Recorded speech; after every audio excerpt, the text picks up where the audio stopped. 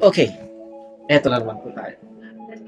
Ako po ulit si Francis Lagman, ang inyong po licensed real estate broker. Ngayon, meron po tayong isang magandang pag-uusap. Okay, isa po kasi sa ating mga follower ang nag-suggest na sana pag-usapan po natin ang usapang poaching. Marami sa inyo ang makaka-relate dito sa usapan na ito. When it comes to real estate business po, marami po ang makaka-relate sa usapang poaching. Okay, ano po bang poaching?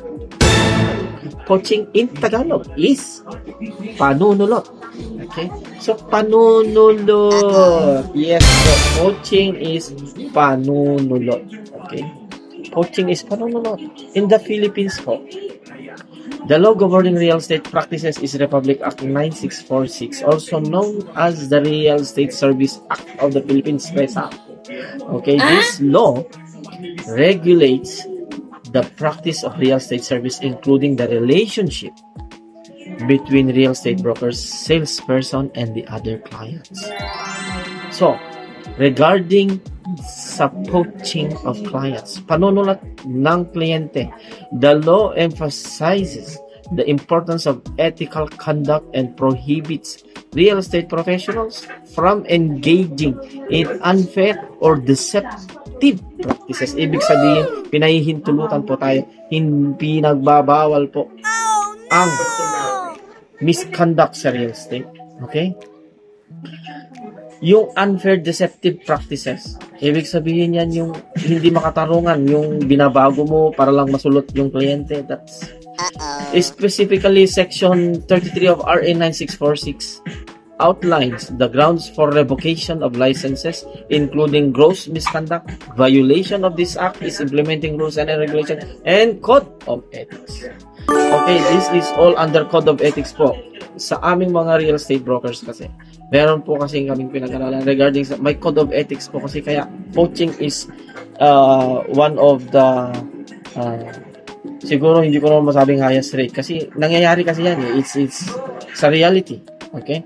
Additionally po, the Philippine Association of Real Estate Brokers or PAREB has a code of ethics that prohibits members from poaching clients, poaching panunulot ng kliyente from other brokers or engaging in any conduct that may be considered unprofessional or unethical. Wala naman po masyadong nakukulong sa ganito. Pero this is misconduct.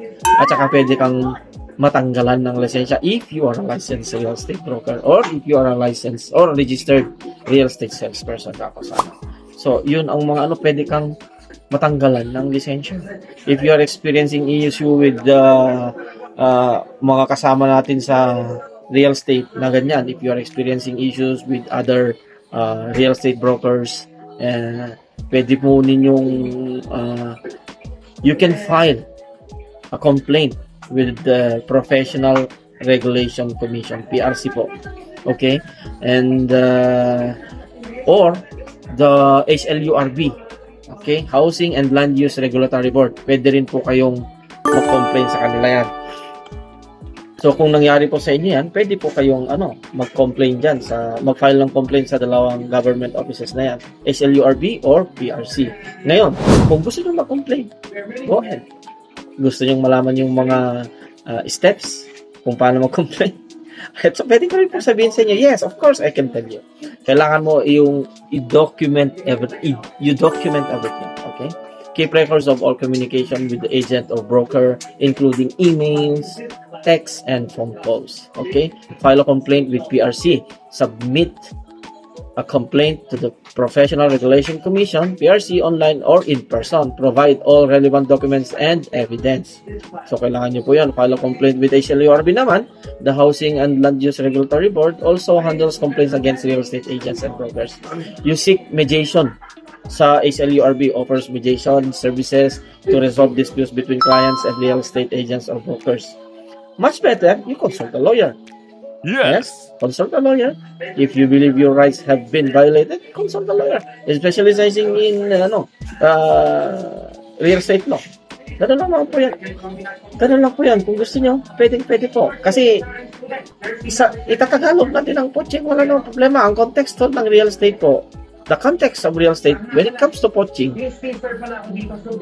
panunulot, tumutukoy po ito sa pagkuha o pang-aagaw ng kliyente ng isang ahente o broker sa ibang ahente or broker. Ito ay isang uri ng hindi ethical. Di ba? Hindi siya ethical na gawain na maaaring magdulot ng problema sa profesyon at makakasakit sa ibang professional. So we're all professional. If you are doing misconduct, nanunulot ka, that is misconduct and you can always seek attention sa PRC and SLUL. Okay? Ang panunulot po ay hindi pinapayagan sa ilalim ng Code of Ethics ng PAREB at maaaring magdulot ng parusa kabila ng pagkawala ng lisensya. See, I already told that. So, sa mga ahente po na nanunulot, licensed or unlicensed, if you are unlicensed po, especially, huwag naman kayong manulot. Kasi unlicensed ka na eh. Kolorum ka na eh. Doon pa lang may kaso ka na.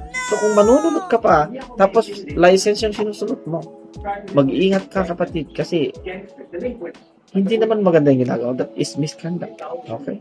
So, advice to all, just hanapan natin ng ibang client. Maghanap ka ng ibang client. Maghanap ka ng ibang lote. Iwasan mo ang panunulot. This is not good, okay? Salamat po at saka sana may napulot kayong magandang information dito sa video na ito para po makatulog, i-share nyo yung i-share nyo sa lahat ng wall nyo, i-copy-paste nyo, wala akong problema. Please po, para maiwasan natin ang panunulot. Okay?